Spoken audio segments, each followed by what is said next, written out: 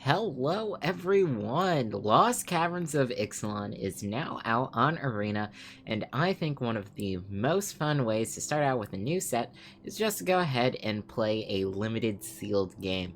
So I'm gonna go ahead and start here, show you guys a little bit of what my deck building process looks like when I entered a sealed event, and then we'll see how we do in terms of wins. Let's go ahead and get started.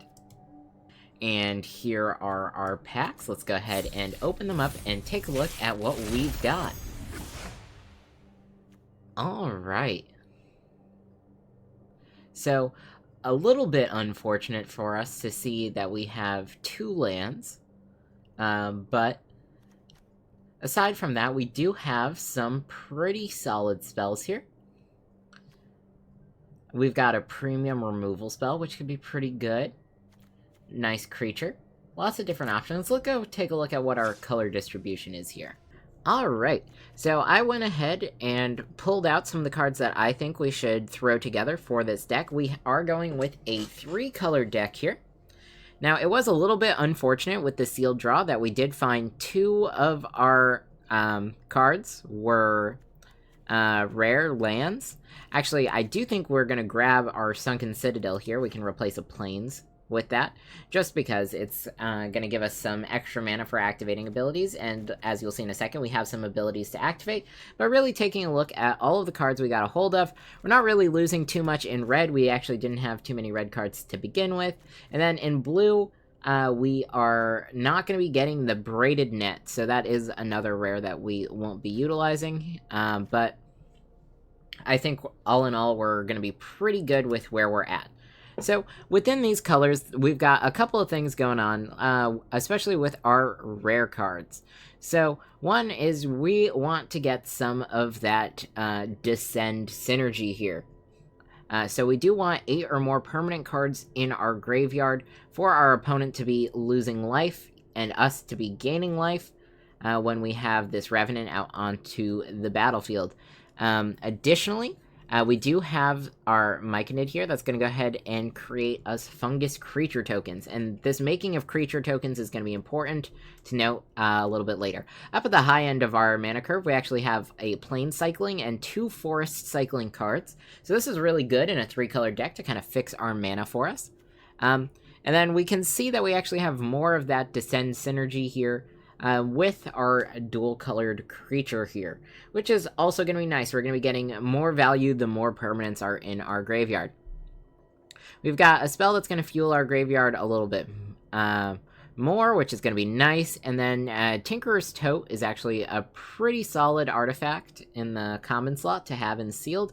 We get basically 3 artifacts for 3 mana, and we can also pay 1 white to gain some life off of it, so that's going to be really good. And then here, the Glorifier of Suffering lets us sacrifice a creature or artifact, so this is where that token generation really comes in handy, to put a +1/+1 counter on each of up to 2 target creatures. So if we can keep making small creatures, we can actually go ahead and convert some of that into +1/+1 counters here, and then we can also create more creatures here with the Envoy as well, which is also going to be pretty cool for us. So yeah, we do want to have something that we can sacrifice. Here, we've got a lot of removal. So we've got Get Lost, we've got Petrify, we've got Bitter Triumph, and we also have the Dusk Rose Reliquary. So all of these things are pretty solid for dealing with our opponent's board. And as you see, a lot of them have that synergy with sacrificing artifacts or creatures. Now we get an extra +1/+1 counter here with the Ironpaw Aspirant. And then, up here in our 4-mana slot, we have the Adaptive Guard.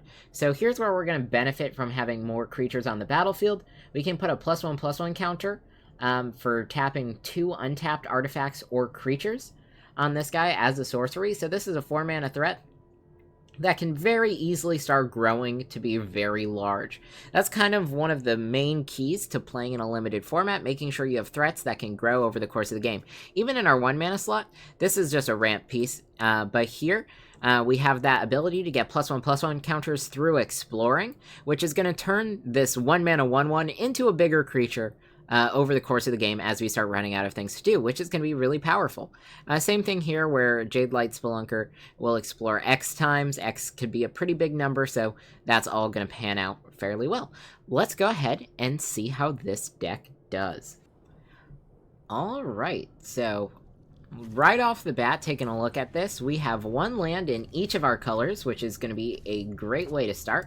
I'm going to go ahead and keep this. I think we're going to go ahead and start with our Druid.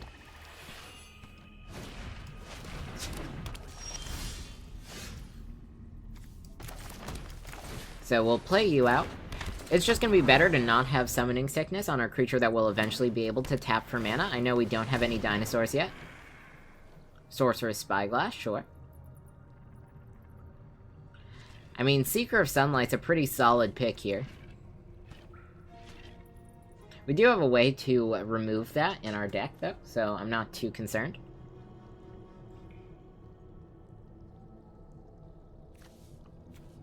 Again, they get double value on Seeker of Sunlight. Yep. Easy choice there. We're still going to go ahead and play it out, though, and get our first point of damage here. Now, good news is, opponent only has 3 cards in their hand. Adaptive Gem Guard is going to be good for us. Let's go ahead and play out the Tinkerer's Tote. Make some more tokens, and we'll attack here. I actually have a fairly wide board. One more land, and we're going to be in a really good spot. And there we go.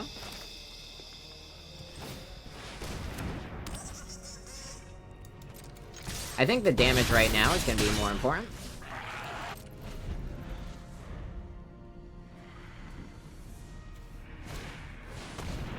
Okay, Roaming Throne. That's a pretty good grab. Alright, let's see. We could go Forest Cycle, grab another Forest. Ward 2. I think we're just going to get the damage through. So I will target here and pay the ward cost.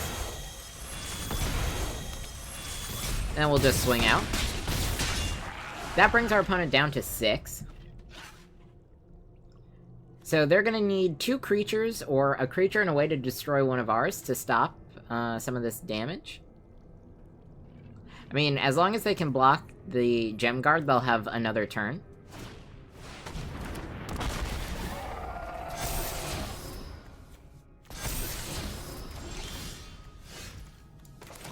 Alright. Let's go ahead and play out our Revenant here. We can Surveil. We'll put some things into our graveyard. Start fueling Descend for us. We're gonna tap the Lore Keeper. Grab ourselves a Forest as well. And I think this turn, I'm just gonna go ahead, tap those guys down, get that +1/+1 counter. We can activate only as a sorcery. So I think we're just gonna do this one more time. We could offer the trade here, but I don't think we have to. We'll end the turn. We're going to be in a much better spot to swing out next turn.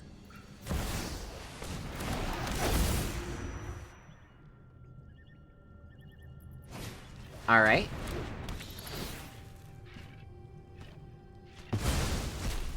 And that's fine. They grab our Seeker of Sunlight.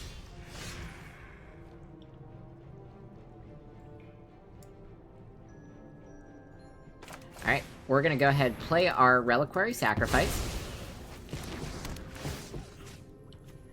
Gonna get rid of you. We'll play out our land, move to combat, swing out. And we've got game 1. Alright, so opponent going first this time. I like this hand, though. This looks good to me. We don't have a black land, but we do have Buried Treasure, which we can sacrifice as the treasure it is to get ourselves black mana if we need it. We do draw the black land, so that's pretty good.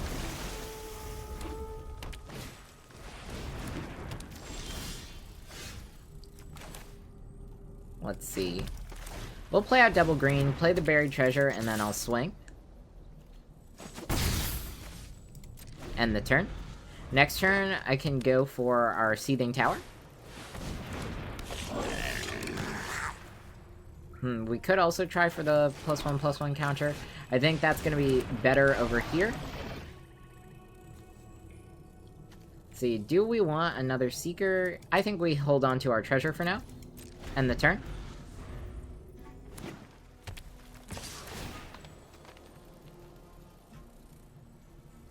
Some decent pirate value here. They get the treasure token. No blocks, because first strike, so that would be a bad trade for us. Opponent only has 3 cards in their hand.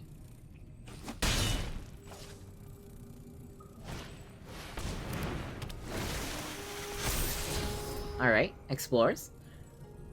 And we see the card that they have on top. Not too bad.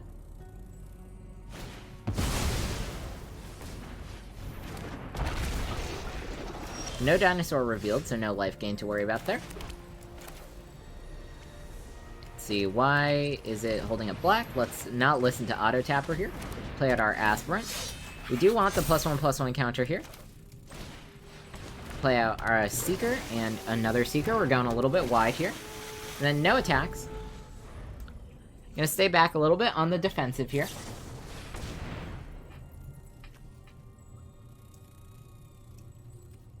See, Bedrock Tortoise looks like a decent grab. Let's see, what did they get? Okay, never mind. With only one other card in hand, let's go ahead and block like this. Let's see, I want to keep the Seekers just because they'll have more power later, but we'll double block here.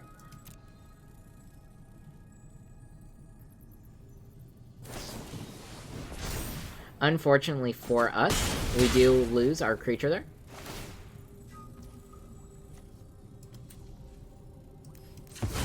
Just add some mana.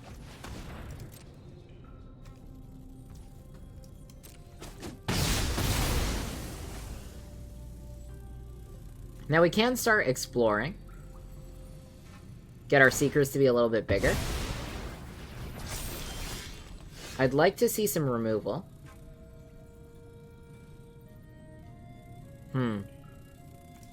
Maybe we go for the trade deal here? I think we will. Sacrifice you. Get the 2 +1/+1 counters.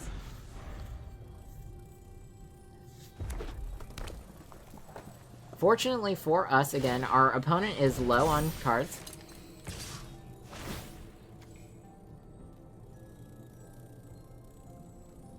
Treasure token, yep. No blocks here. Next turn, we're probably looking at Tinker's Toe.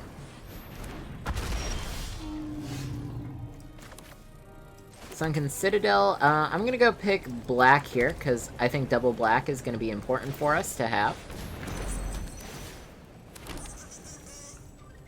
No attacks.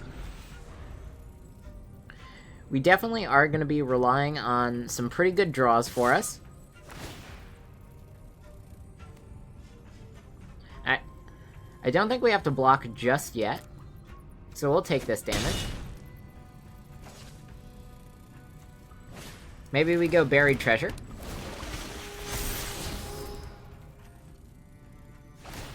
Next turn, if we draw a land, we're definitely going Buried Treasure. So it is kind of good that we have something that we can do with our graveyard. Opponent's board is a little bit wide here.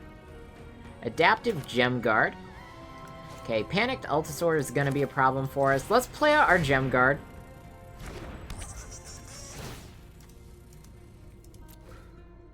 Tap those two.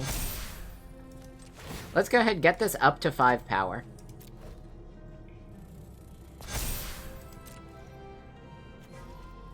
No tax, we'll end the turn here. We are going to have to start using blocks.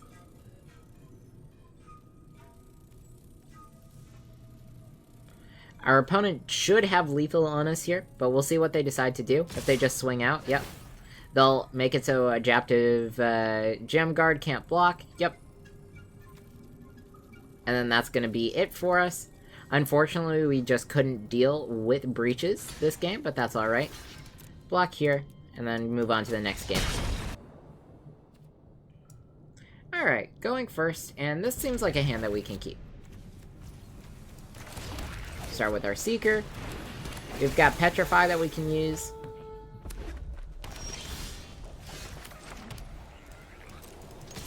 No need for plane cycling here. I'd much rather keep this as a dinosaur for the late game since we have a bunch of lands in hand.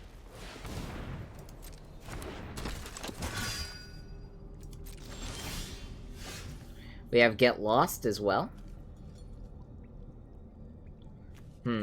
Let's play out our black land and explore.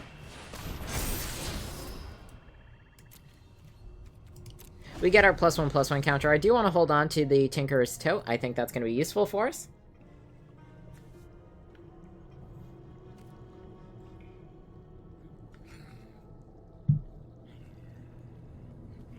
Again, we're in a much better spot where we have actual interaction.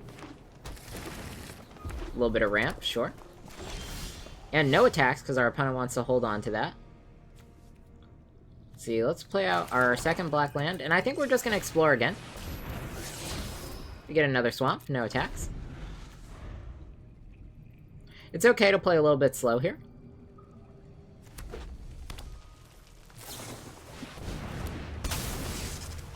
Two damage, alright, there goes our Seeker.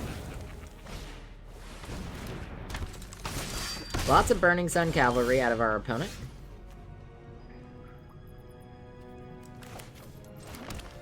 Alright, let's play out the Tinker's Tote. And then, maybe it is going to be worth it for the plane cycling here. Since we do have a different dinosaur, I do want to grab another planes.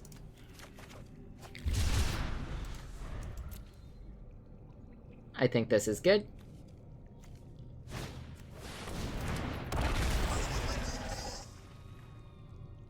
Sure.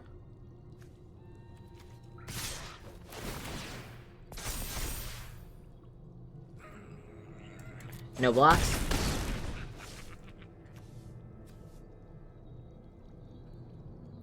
Now, we might want to go ahead and destroy their dinosaur. Let's see, but first... I know that next turn we'll have this available to us. So, yeah, I think this is fine. We'll go ahead and destroy the dinosaur. And, let's see, we'll save the ability to go ahead and gain some life. Just hold back blockers. We're going to be in a good spot. Next turn we're going to throw a 5/5 onto the battlefield. It's going to be pretty good.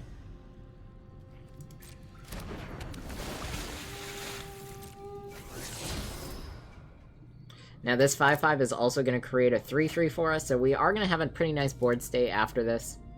Doing a good job managing things.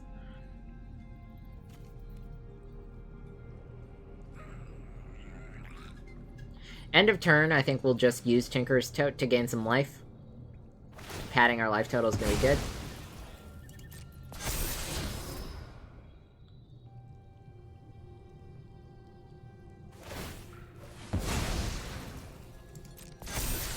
Alright, big dinosaur that our opponent's going to be drawing next turn. Good thing we have Petrify.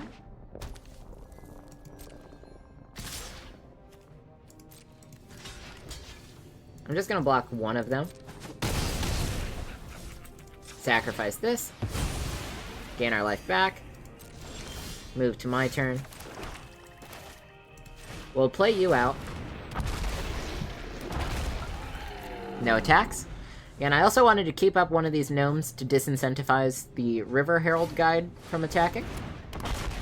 Of course, Hammer Skull doesn't have haste, which makes Petrify really good for us. Opponent with only one card left in hand.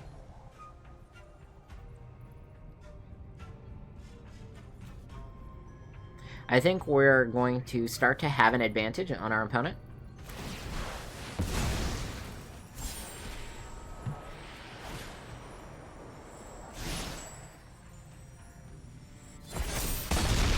Unfortunate for us.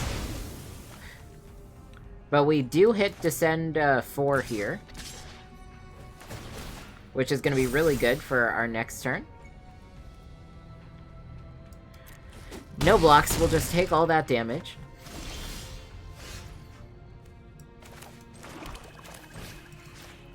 Okay, so petrify you. And then pass.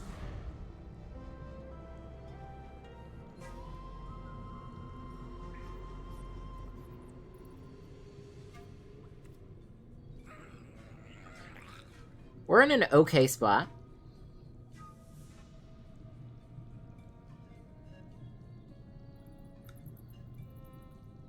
I would like to see us drawing some more creatures. Opponent with 2 cards in hand. We are only holding on to a land. Okay. Land out of our opponent. So they do swing out here. Which is kind of nice. We can trade like this.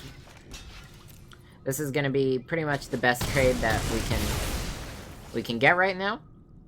You keep this.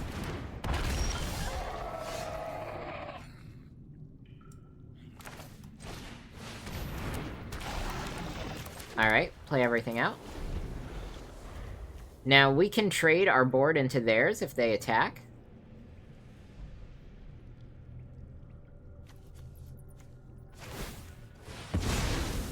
Drawing a card, sure.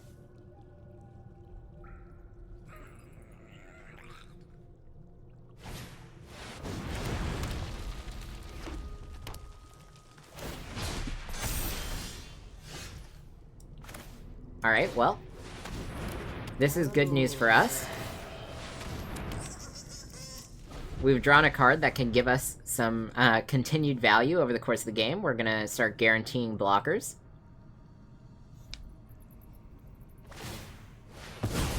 Sacrificing their lands to draw some more cards, yep.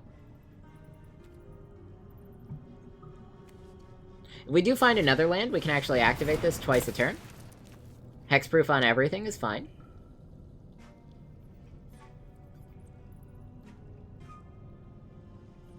We only have to worry about the fact that this is a 6/6. But no trample, so we can jump it each turn.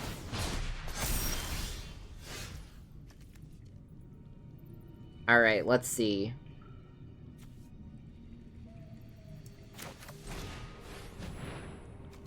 We'll go ahead, sacrifice our token.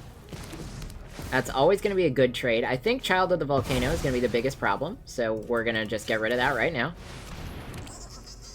No attacks.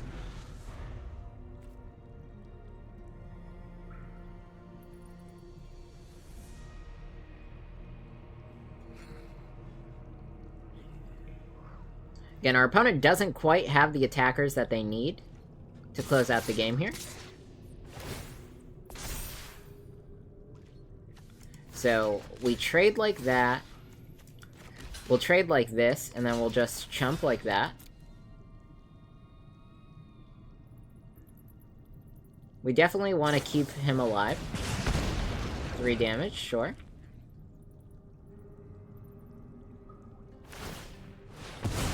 Now, unfortunately, for us, with Trample, we are gonna lose exactly.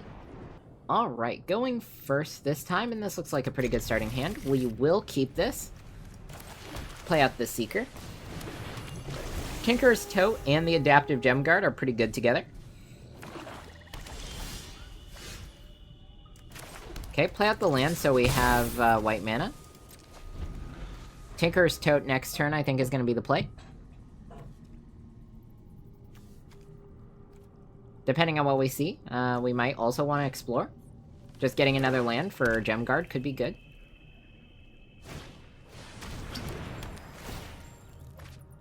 And I actually do think we can probably play a little bit slower. Let's explore here.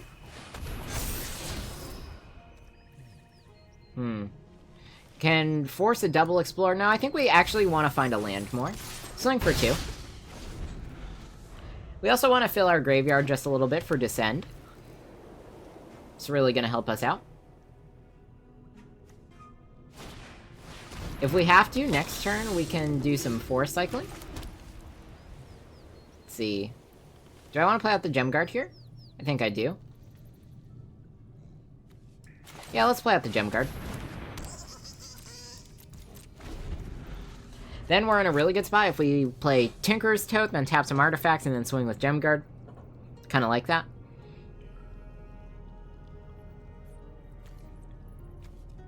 Gonna hold on to Petrify for something a little bit bigger, a little more annoying.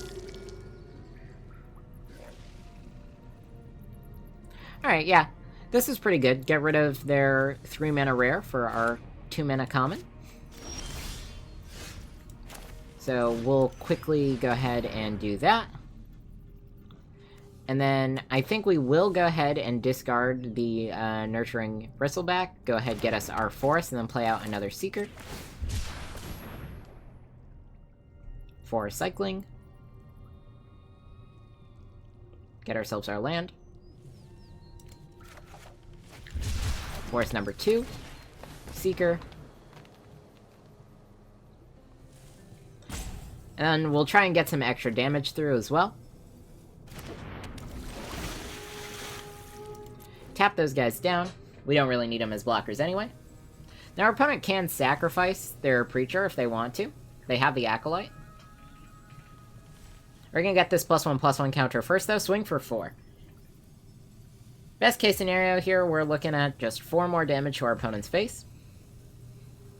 And I don't really see them electing to chump block here, then sacrifice that. But they could. That would be the proper ordering. See, we're already starting to see the rope out of our opponent. Maybe they're just not in a good spot with lands. Could be that they're kind of screwed here, but we'll see. Either way, swing for 4. They're thinking about it. It might be chump sacrifice. Actually, wouldn't mind that, because then we just clear out their board.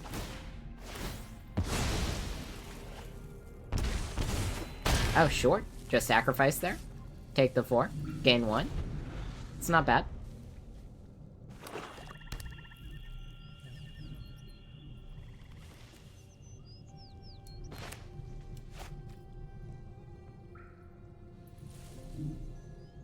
Tinker's Tote is good for next turn. We can keep putting more +1/+1 counters on the adaptive gem guard. Sure.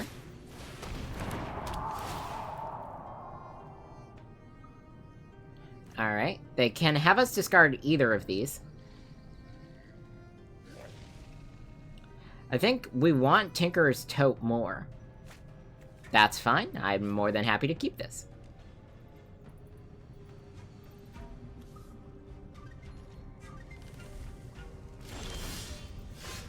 White land, play you.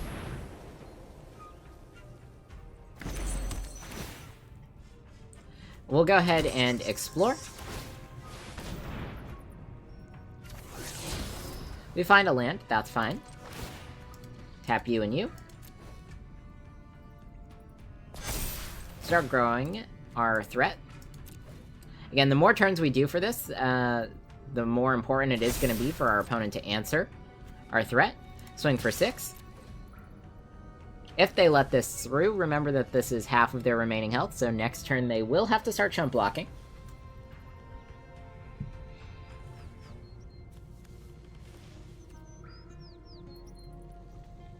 Let's think about blocks here.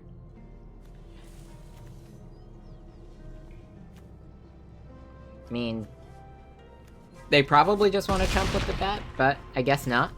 Maybe they have removal. We are investing a lot into the adaptive gem guard here.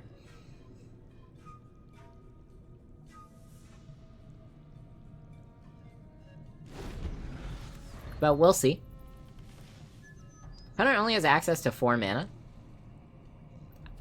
If they don't drop another land, I think we're going to be in a really good spot. We can do some extra exploring. We'll actually be able to explore twice, so that's 2 potential +1/+1 counters here on the Seeker of Sunlight. That would be really good. Opponent says good game. No land, I guess. Alright, we have our opponent going first. No white land. but let's see. With 2 explore triggers, we might be able to find it. I think we're going to take a mulligan. We're on the draw as well, so it's not really as big of a deal if we take a mulligan here. Definitely want to have some more lands. Well, hard to believe, but this is actually worse than our first hand. We'll mulligan one more time and keep 5.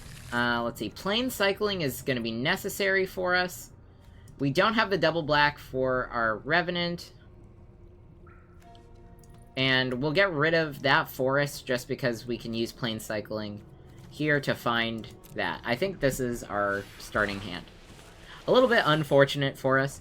We haven't been having the luckiest of time today, starting off by getting most of our rare cards being lands.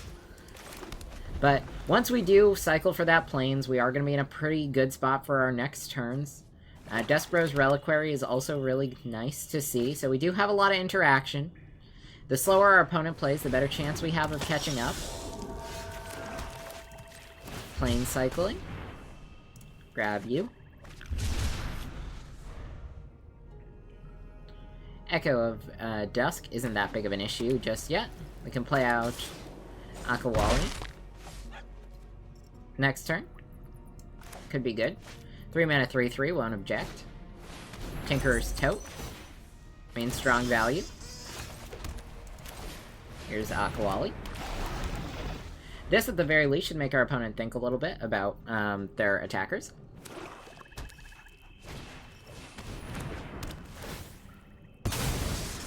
Alright. Goodbye. In the graveyard you go.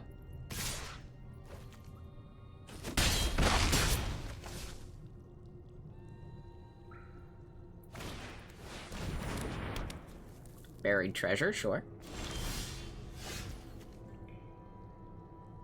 Let's see. I think we kind of want to hold on to this. We don't have to use this yet. I will use Petrify here, just so we can keep some damage off of us for a little bit. And then next turn, we'll go for the Spelunker. Should get us some lands, let us filter through the top of our library with all those Explore triggers. I mean, 4 Explore triggers. That could be pretty good.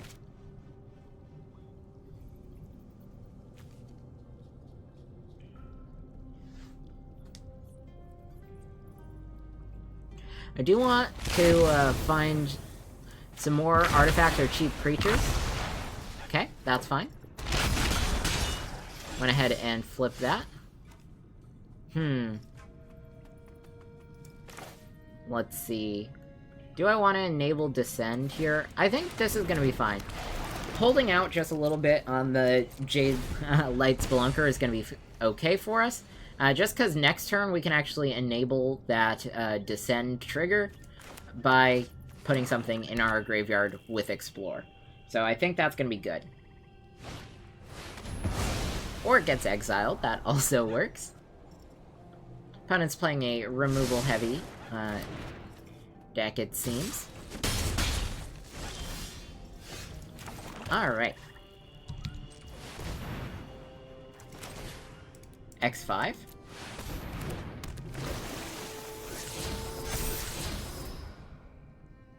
We actually don't think we want Get Lost here.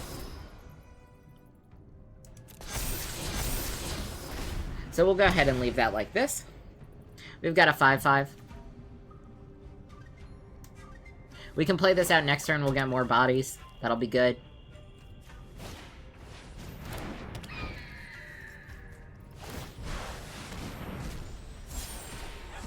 Discover 5, what do they find? A removal spell. Unfortunate for us, but we have a good replacement. This game's gonna be a little close. Play out you. We are gonna have to deal with their flying creature, and we are gonna have to deal with the Sepulcher. Buried treasure.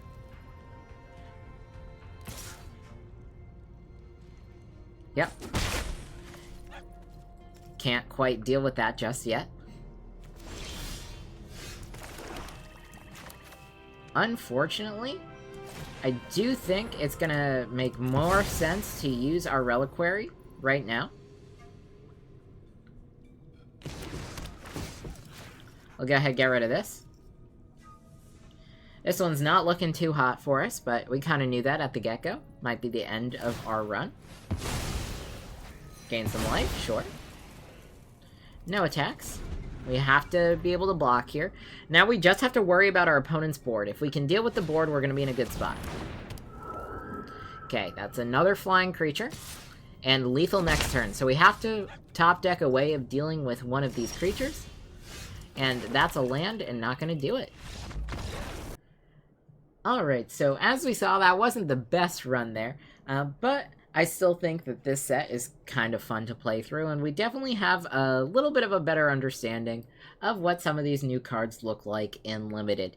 As I'd mentioned earlier, some of the big tips for being successful in Limited games is making sure that you have threats that need to be answered, and make sure that some of your smaller and low-value cards can actually gain you value over the course of the game. Again, don't be intimidated by an expensive cost for an activated ability. In the late game for Limited, you are going to have the mana to activate that, and sometimes just getting an extra body on the battlefield is exactly what you need.